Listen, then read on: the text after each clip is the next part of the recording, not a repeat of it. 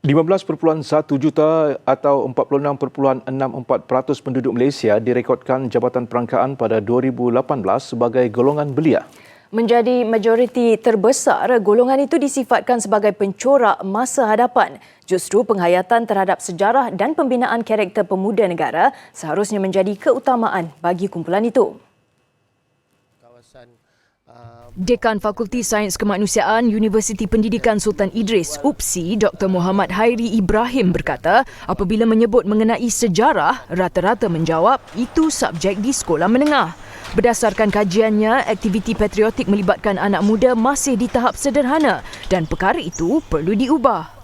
Banyak kajian di Fakulti Sains Kemanusiaan ini yang mengkaji bagaimana belia ini perlu lebih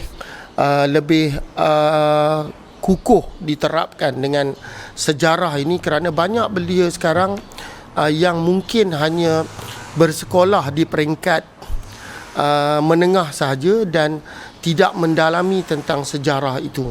Maka penerapan sejarah ini perlu lebih dimantapkan di peringkat belia. Mungkin lebih banyak aktiviti yang berteraskan patriotik yang perlu ada kepada belia, yang dilihat amat kurang dan masih di tahap sederhana.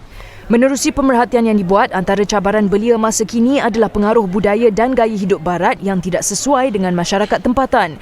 Justru pembentukan jati diri, disiplin dan keupayaan golongan belia perlu digilap semula bagi membentuk masa depan negara yang cerah. Berdasarkan kajian Institut Penyelidikan Pembangunan Belia pula, kajian yang dibuat di zon tengah negara mendapati hanya 66% pemuda mencapai tahap nilai patriotisme. Manakala negeri zon utara, selatan, Sabah dan Sarawak masing-masing mencapai tahap lebih 70% dan zon timur 80%. Sementara itu, rata-rata golongan belia yang ditemui mahukan negara kekal harmoni.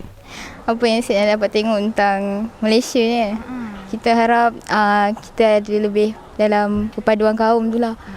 Sebab sekarang ni kadang-kadang kita nampak pergaduhan antara kita kan. So saya harap kita dapat ubah, Malaysia ni dapat ubah mentaliti, kita boleh terima sesama kaum. Jangan ada gap antara kaum tu, sebab tak best sama macam tu. Bagi saya, warga negara yang baik, yang paling penting sekali rukun negara.